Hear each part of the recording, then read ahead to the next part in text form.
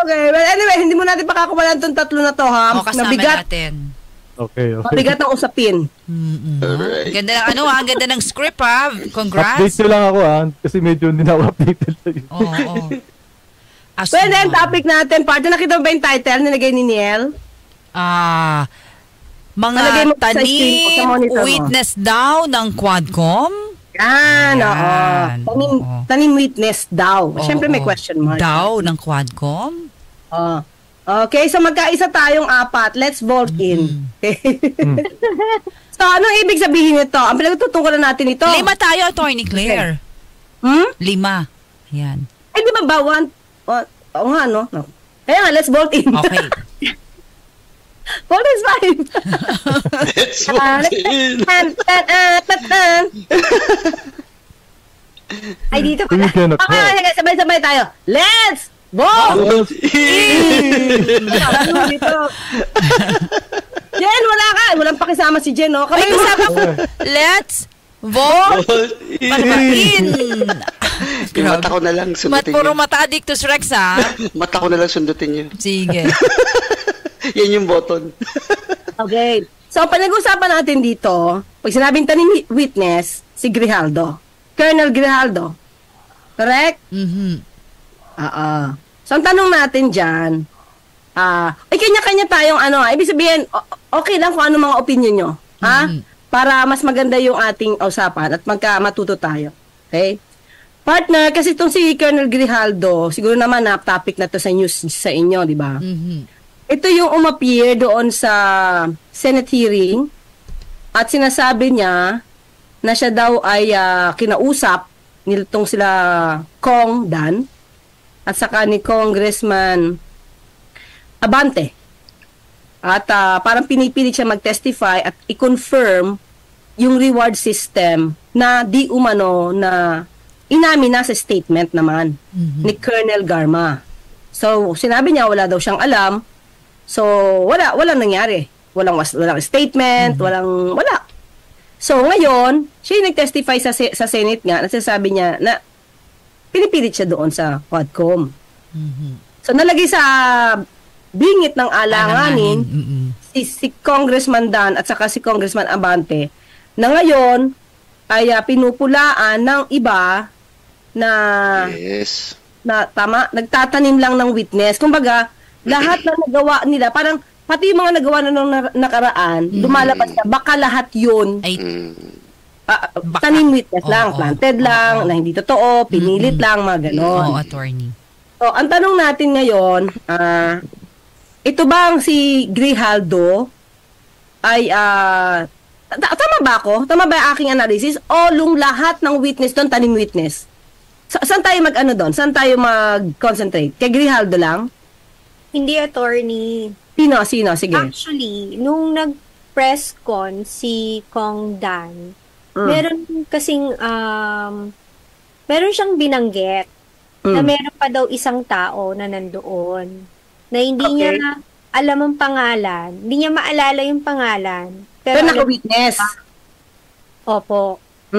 Ayun, napansin ng isang content creator yung statement niya na yon, and na-compare niya dun sa salaysay ni Grijaldo. Na sinabi niya, diba, sinalaysay niya doon sa Senate ba yun? Na pagpasok niya, kung sino yung nandun, yung dalawang lawyers, and then dumating si Kong Dan, and then dumating si Kong Abante. So, lumalabas sa bilang, 5 sila na nandun sa loob ng kwarto. And public accounts of the House of Representatives scheduled on October 22, 2024 at 9:30 a.m. I, together with other invited PNP personnel, attended the joint hearing in the House of Representatives. After I answered questions related to extrajudicial killings and the reward system, I was approached by a security personnel while I was seated in one of the witnesses during the hearing. The said person told me that I was summoned by Congressman Dan Fernandez. I went out of the room with the security personnel. When we were outside, he told me to go to the left corridor and proceed straight to the end room. While walking, I saw other witnesses who were standing in the corridor, including my classmate, Major Portalesa and Captain Anova, who was wearing a PNP uniform, and the latter acknowledged me by saluting. When I entered the room, I saw 2 lawyers of Police Colonel Garma standing inside the room. One of the lawyers approached me and then asked me what we are going to talk about. I said, I do not know. After a while, Kong Dan Fernandez entered the room and he asked me to sit beside him on his right side. And then Kong Abante entered the room, sat far end of the chair on the right. So, sino yung nabanggit ni Kong Dan na isang staff na nandoon sa loob na hindi niya alam ang pangalan pero alam niya yung mukha? Yun yung naging parang question mark. Okay, so sino yung tanim witness? Yun. Title natin tanim witness eh. O nga, tanim witness yung staff o si Grijaldo? Yung staff. Kasi in-enumerate ni Grijaldo kung sino yung mga nandun sa kwarto. So, in-enumerate ni Grijaldo, siya, yung dalawang lawyers, si Kong Dan, saka si Kong Abante. Benny. Yes. So, 5. Yes. So, lumalabas may pang-6. May pang-6 dun sa sinabi ni Kong Dan during dun sa kanyang press con. Chair Abante, Chair Fernandez. Sir, I understand may mga statement na rin po tayo kahapon denying the statements of Grijaldo. Pero just to be clear, para mas maipaliwanag lang po sa ating mga kababayan. So, may nangyari nga po bang private meeting about dun sa statement nga with Grijaldo? And ano po kaya yung reason, kung meron man, na bakit siya kailangang ipatawag in private? Si Grijaldo po. Mahaba yung sinabi po na Abante. Una-una talagang there was a incident na talagang pinatawag namin siya. Pero not on our own volition. Because it was Colonel Garma, as what I'm saying sa mga interview sa akin, that asked na kausapin si Colonel Grijaldo. Kasi si Colonel Grijaldo, according to Colonel Garma, is a friend of her. So, sabi namin, tama-tama, doon si Colonel Grijaldo. So, tawagin na natin. So, it was at the back of the Quadcom. So, nung kinausap namin siya, sabi ko nga kay Chairman Abante, kausapin natin kasi nga kaibigan daw, siya makakapag-confirm ng mga affidavit na ginawa niya doon sa supplemental. So, what we did was, yung lawyer, sinabi namin na pumunta para in the spirit of transparency. Kasi mahirap naman na kami lang. Kasi we always see to it na dapat talagang merong kasama. As a matter of fact, yun din na sinabi ko sa media that prior to the Quadcom hearing, nagkausap kami ni Colonel Garma. And I asked the permission of the chairman to be with me. And he accompanied me para at least transparent talaga yung usapan. Unfortunately, yung sinasabi niyang coercion and harassment, it never happened. Talagang wala namang coercion na nangyari. And ako, natatandaan ko kasi merong isang tao na naandun sa loob pa eh. Aside from the 2 witnesses at the 2 lawyers ni Garma, si chairman, saka ako, and then somebody, kilala ko sa mukha, hindi ko lang matandaan kung sino na staff yon. So, we were discussing yung I think it was number 17 na sinabi ko, ito, sabi ni Garma, makukonfirm mo daw yung sa reward system. Ako, wala po kaming alam dyan. Wala po akong alam dyan. So, pinoy ko pa iba in 1999. Tama yung sinasabi niya. Pero yung kinuwers namin siya at hinaras namin siya, kasi ang coercion talagang gagamitan mo ng threat eh. Gagamitan mo siya ng force eh.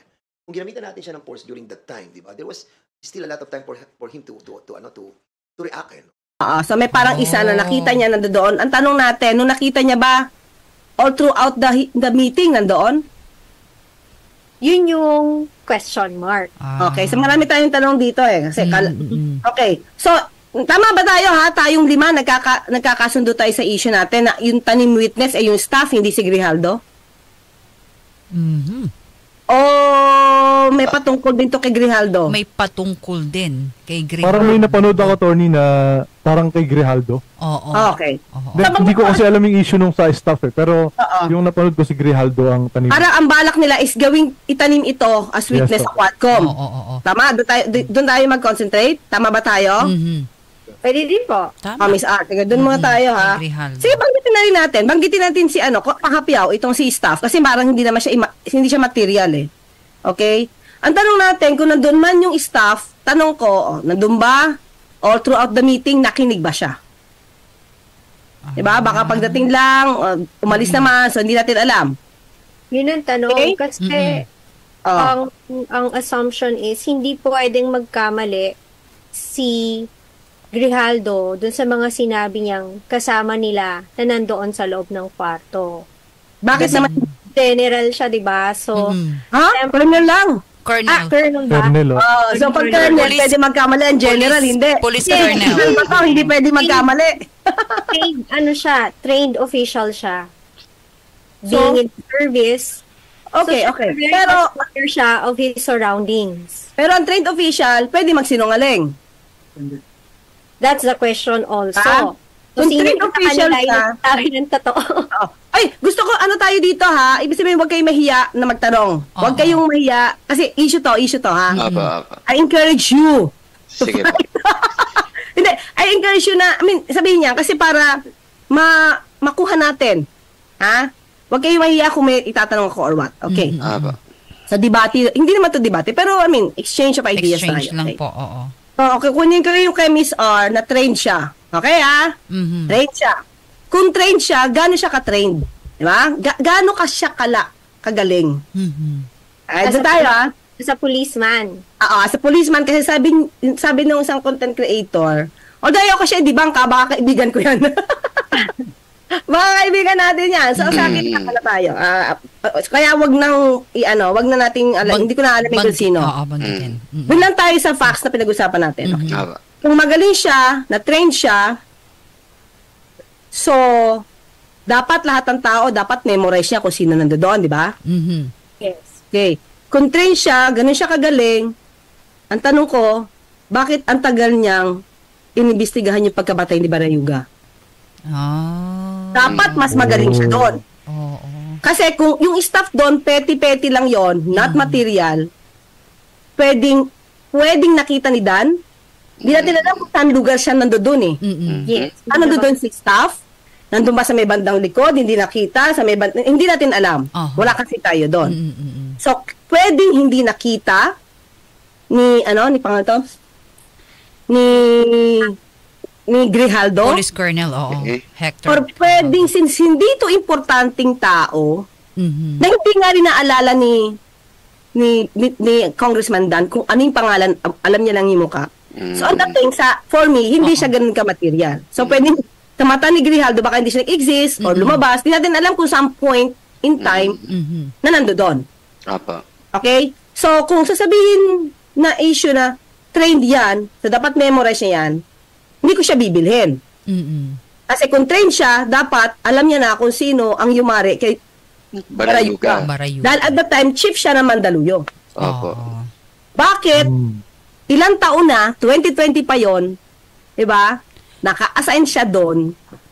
Ngayon lang nalaman kung sino lang yung umako nitong Quadcom hearing. Yun lang ha. Pwedeng pare-pareho naman tayo ng opinion eh. Kaya na, syempre, yun yung nakikita ko. Sa perspective ko, yun yung nakikita ko. Yung ibang kaibigan natin, kung iba nakikita, I have to respect that. Kasi pwede namang ganun din. Diba? Pero kung gano'n ang pag-uusapan, may ibabalik akong ibang tanong. Kasi kung training ang pag-uusapan natin, argument, may ibibigay ako ibang argument. Diba? So, okay na tayo? Okay na tayo sa issue ni Si Barayuga nga po yung di ba, naging dahilan kung ba't siya natanggal doon? Yes, nasuspend siya. Opo. Diba? Opo. Okay, imaginein mo, kahit pa paano, diba, nangyari dyan yan, ikaw nandiyan dyan, kaibigan mo pa si Garma. Diba? SSO. Oo. At ang tanong, bakit at that time na malapit na itong pagplanuhan, saka kainasign dun? Isa lang yun, diba? Isa lang. Convenient. Pwedeng, ang tawag ito, nagkataon? Pwede. Pwedeng nagkataon. Opo. Pero yung kabagalan mong kumilos, train ka, parang hindi naman yung pagkakataon. Okay. Connect the dots. Sige, Miss Rose. Ay, Miss R. Strategy silang sinusundan. Yeah. Diba? Kasi may project yun eh. Talagang, kung sanay sila, diba? Kung sanay sila, may mga plano-plano. Kaya yun. Talaga, i-appoint doon kung sino yung pwedeng magligtas doon sa gagawa. Para malinis, smooth. Tama. Diba? Naging smooth nga eh. Hindi nga pinag-usapan, remember? Attorney. Hindi yan pinag-usapan. Walang pumiyok na kung tutuusin, panahon to ni dating Pangulong Duterte. That was a diba dapat, especially kung cabinet member mo yan, mas aligaga ka na ipahanap. Diba? Sabi niya pagka gumawa ng krimen, diba? KILL? Yung pumatay doon, diba kriminal? Ba't hindi agad pinahanap? Di ba naman pinahanap? Unang-una, ang laki naman ng confi funds niya. Intel funds niya. Diba? Dapat pinahanap. Pinahanap. General Anyo, ano to? DILG? Mista niya pa yun. Bakit tahimik? Diba? Yun lang. Okay. Doon tayo naman kay Grijaldo. So, okay na tayo dun sa isa kasi sabi natin, hindi natin alam kung nakita. Depende kasi baka nandito dito sa kabila, hindi nakita. Naman, di ba? Baka pati. Pwedeng ganon eh. Okay, sige. Yung kay Grijaldo, kung tanim witness ba to? Kasi balak ba siya? Diniscuss ko to no isang kahapon, diniscuss to kahapon. Sabi ko, hindi ko alam kung nakatulog na si Addicto sa medyo gabi na kasi, pero mukhang malamig na nakatulog ka na, okay? Ang tanong natin ganito, sige, kayong tatlo tanongin ko, kung di nyo man napanood yung aking vlog kahapon, sige, kayo tatanungin ko. Ha? Kagabi. Ikaw, Addictus Rex. Pwede ba kumausap? In general to, pwede bang kumausap ang mga lawmakers na magkakaroon ng Senate hearing, ng hearing in aid of legislation?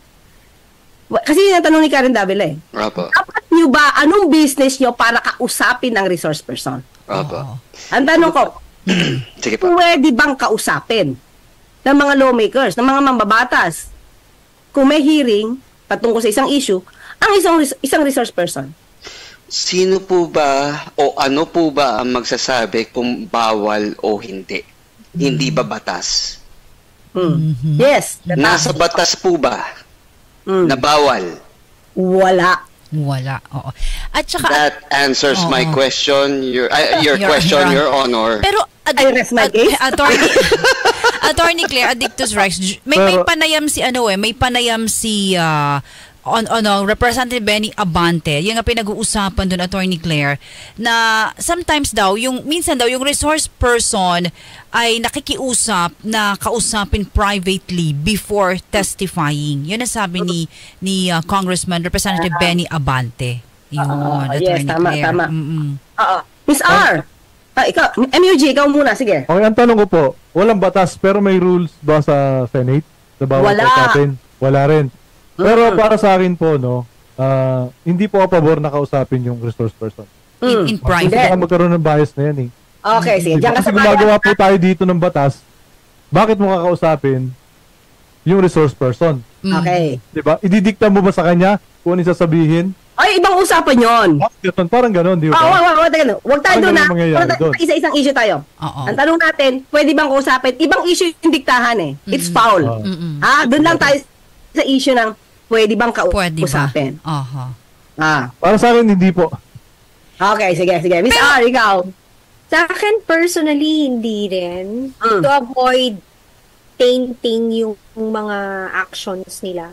Kasi kung sinasabi nila na after silang ilabas yung truth, dapat within the period na nag-uusap sila or dun sa session nila, dapat lang nila kinakausap. Para walang masasabi kahit sino or kahit anong sides na parang prepare or whatever. Magpakulay, no? To interpretation once nagkaroon ng interaction. Pero outside of the hearing session. Pero paano, Attorney Claire, kung mismo yung magte-testify, yung nag-request for a private talk, di ba? Pwede rin naman yun, di ba? Oo. Ito ang tanong ko sa tatlo. Ito, gigisahin ko lang yung tatlo. Oo. Dali so ka kasi makuha eh. Okay? So ang pumabor lang si Addictus Rex na pwedeng kausapin, di ba? Ang tanong ko ganito. Tandaan nyo ba yung kaso, yung hearing kay Jonathan Morales? Aha. Tandaan nyo? Hindi ba may pinasok na surprise witness itong si Senator Jinggoy Estrada in the person of Sir General Junicio Santiago. Surprise witness yun. Remember? You mean to say, yung pagkausap ni Jinggoy Estrada kay Junicio Santiago para mag-testify to ferret the truth ay mali. Nagsabi na di ba, na doormat lang si Morales. Yes. Tatanong ko, pwede ba yan? Okay, paano maiimbita ni Senator Jinggoy kung hindi niya kakausapin si Junicio Santiago?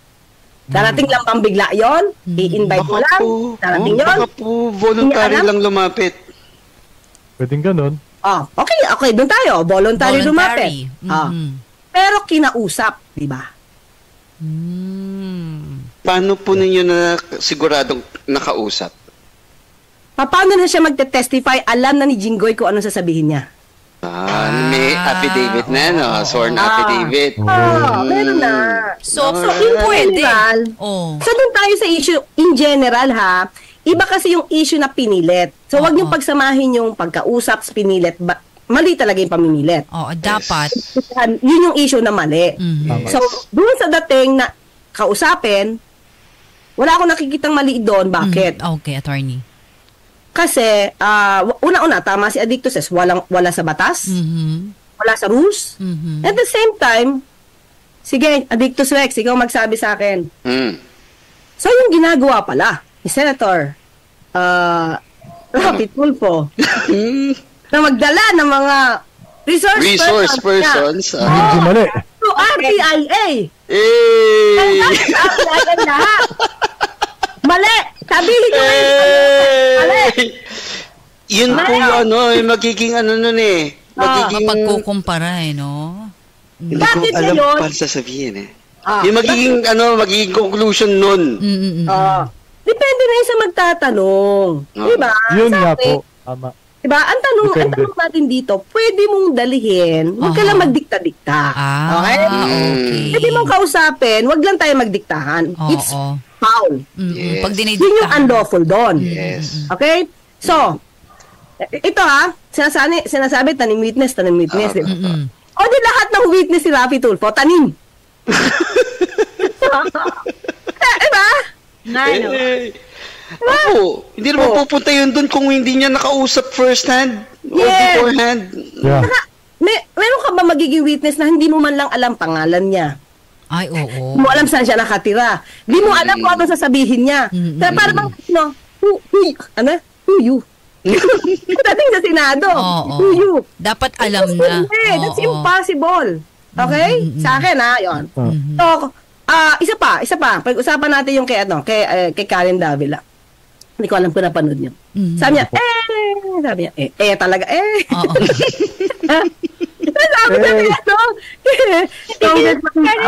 Benny Abante, oo. May lawyer ba siya nung kinausap nyo? Diba? Obviously wala, di ba? Kasi dalawang lawyer lang ni Garma nandadan, di ba? Bakit naman niya tatanungin yun in the first place?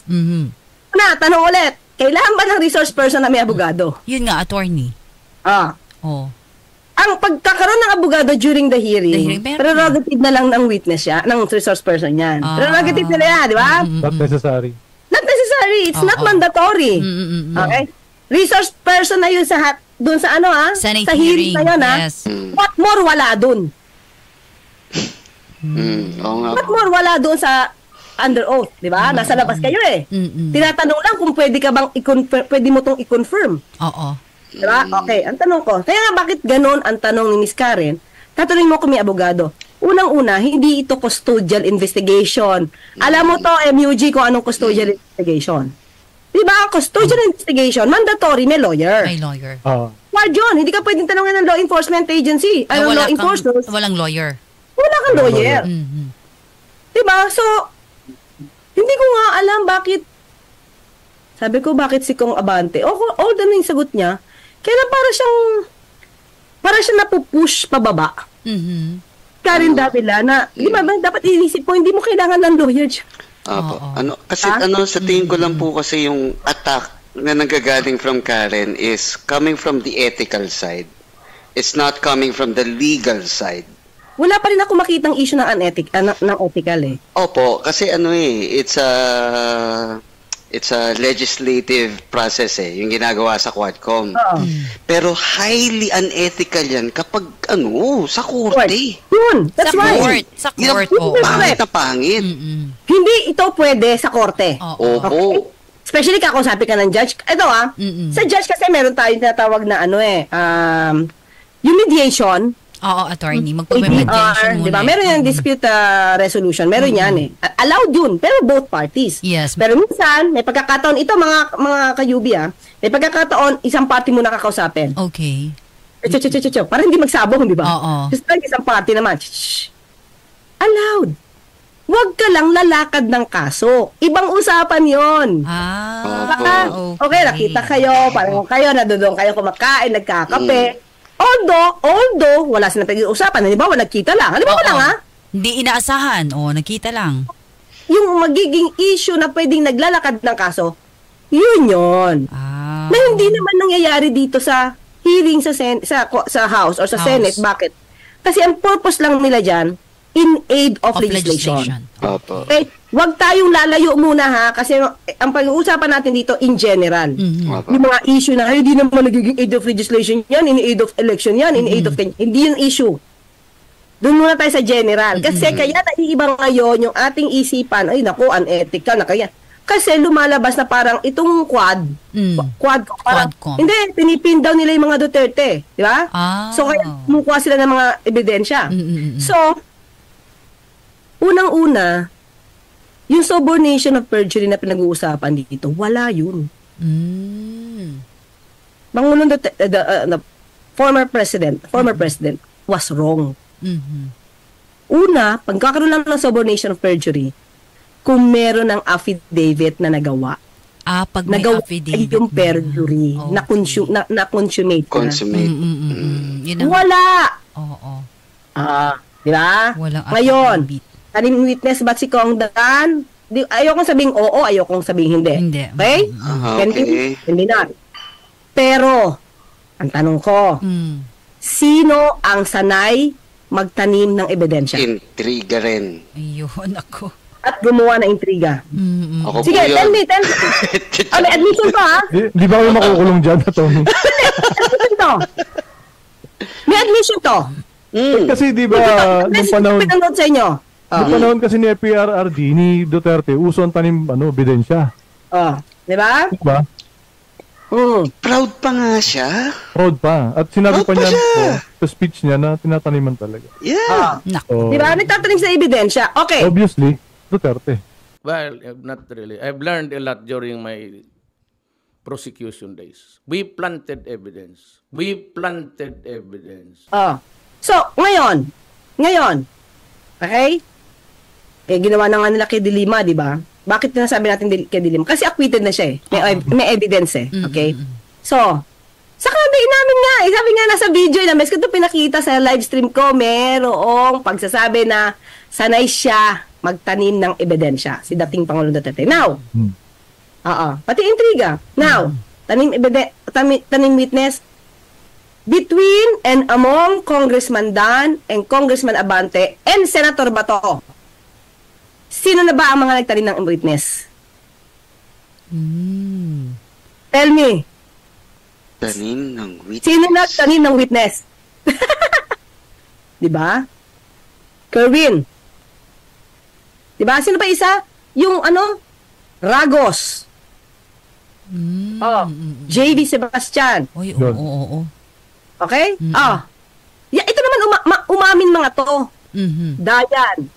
Hindi naman natin masasabing hindi to tanim, kundi naman sila umamin. Si Ragos, umiiyak-iyak pa.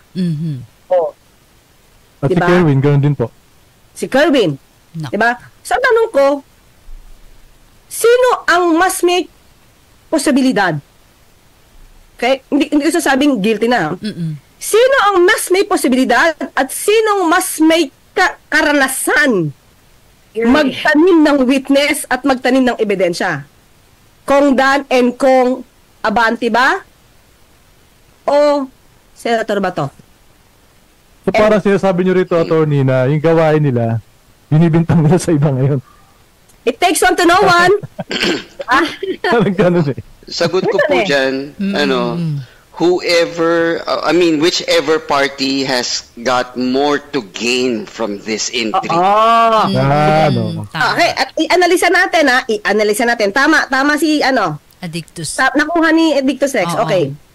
Sino ba mas makikinabang kung yan ang magiging testimony ni Grijaldo? Because according to Congressman Dan, Grijaldo is not that important. Kasi may nagsabi na about reward system eh. Diba? Si Garma nagsabi na about reward system. And, tandaan natin, may mga, Espinido. Espinido, Leonardo. Diba? And, tandaan natin mga kayubi, may video si Senator Bongo na umaamin about sa reward system way back 2019. May nagpasa pa rin sa akin ngayon eh. No? So, in other words, kahit wala ka na, diba, ikaw, Grijaldo, kahit wala ka na, di ka naman importante sa reward system eh. Ang gusto lang naman ni Garma, kung yun na, syempre, kwento pa rin ito ni Kong Dan. Kung yun na, ang gusto lang ni Garma, may mag-confirm doon sa statement niya. Corroborating kung hindi kayang i-confirm, statement. Corroborate lang naman eh. May corroborating mga kakayubi. Corroborating, not that much. No, hindi pa importante. Diba? So in other words, kung meron na kay Garma, meron pa sa iba na nung natanong sa hearing na meron, at the same time, yung video na ito, ni Senator Bato at saka ni Senator Bongo na nag-affirm na may reward system. At the same time, sabi ni Senator Bato, additional motivation yan sa mga pulis. Kesa daw manghingi pa ito sa mga drug lords. Ang pangit ng mindset. Sa mga ninja cops, patay. Pag buhay, kalahating milyon lang po. Pag lumaban, 2 million. Additional motivation on their part yan. Kasi tatanggap sila ng pera na galing sa drugs. Ang police hindi naman yan bounty hunter na talagang hindi naman yan tawag yan yung hitman gun for hire. Hindi naman. I-neutralize mo yung drug lord through legal means. That's statements. So, kailangan pa ba ni Kong Dan and Kong Abante si Grijaldo? O mas kailangan nila Senator Bato si Grijaldo para i-deny lahat ang statements nila Garma? Yeah. Discredit the Quadcom as a whole. Discredit the Quadcom. Discredit the witnesses na bumaliktad. Sino mas makikinabang doon? Opo. Ayun lang. Yung reward system na yan, documented na yan ni Sentry eh. Tama. Binigay na nga sa kanila yung lahat ng dokumento. Ikakasa na lang nila kung gusto nila. Oo. Yeah, 'di ba? Dapat pag nag-iisip tayo, 'di ba? Ganoon, isa-isahin natin kasi minsan naliligaw tayo dahil katulad ni MUG, sabi niya, unethical 'yun eh kasi kung didiktahan. Pero sabi ko, hindi pa tayo doon sa diktahan eh. Unethical tayo ngayon pag nagdikta ka. Pero in the mere fact, nakakausapin mo lang kung kaya ba ito, i-confirm mo to kung kaya mo. Kung hindi, di ba? Wala ang kwentang witness kung ganun. Wala ang kwentang witness ko. Pero sabi nyo rin, depende dun sa kakausap. Paano si Rapi Tulfo ang kausap? Ay. Okay. Wala ako sasabing Tinatanong ko lang po. +1 ka, Brad. Tinatanong ko lang. To what extent mo pwedeng kausapin yung resource person? If katulad nun, kaya mo ba to? Wala ako dun Pero kung ito na pag-iisipan natin. Kasi sabi niya, pinilit siya. Okay, tanong ko naman, hanggang saan yung pamimilit sa'yo? At gunpoint ba? Yung pamilya mo ba tinakot? As compared sa ginawa sa pamilya ni Kerwin.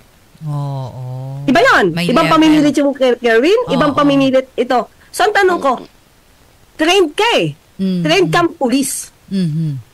Anong pamimilit ang sinasabi mo? Ha? Anong klaseng pamimilit yung sinasabi mo? Hanggang saang extent din? Oo. Dapat, din yun, imbestigahan din. Oo. Kasi, kung pakikinggan nyo mabuti yung affidavit ni Grijaldo, wala akong naramdamang pamimilit. Sa kwento niya, ha? Ang sabi niya lang, pinipilit siya na i-confirm yung reward system. Pero did he ever describe how he was being forced? No. Sinakal ba siya? Pinagbantaan ba siya? Yung elements po ng being under duress, is it present sa kanya? Yes, under duress ba siya? So, di ba? So, wala akong nakikita pa. Saan na-describe niya? Sinakal po nila ako nadoon ako, kitang-kita ng dalawang abogado, hinawakan nila yung kamay ko, gusto nilang pirmahan ko yung isang affidavit. Ayun. Doon. Oo, wala. Di ba wala yun? Yun. Okay. Diba? Saka, kung nandun yun, ito lang ang question ko, sana lang, para mawala na yung agam-agam, dapat yung dalawang lawyers lumabas. For me, ha? Kasi yun yung sinasabi niyang witness, di palabasin ninyo yan. Diba? Sabi niyo talaga ito. Okay, diba? Ayan. At dahil dyan, Attorney Claire, 9:02 na. 02 na. Okay. Wait. Isang-isa na lang. Sige po, Attorney. Isang-isa na lang. Ito ba? We're talking about kung paano kinausap ang resource person, ha? Okay, balikan natin si Bato. Naisip ko lang ngayon, okay? Paano siya inausap ni Bato dahil mukhang alam niya may affidavit? Yun pa yun. Isa pa yun. Oo, Attorney. Oo. Diba? Bakit mo? May sasabihin ka ba? Ganito siya. Colonel Grijaldo, may sasabihin ka ba? May affidavit. So, bakit yung pagkuhan ni Bato kay Grijaldo hindi na ko question? Oo. Diba, Miss R? Baka voluntary na naman niya kasi. That's why. Pero kinausap pa rin. We're talking about kung dapat kausapin. Diba? Right back at ya. Okay? Okay. So, medyo naliwanagan ba tayo lahat dito?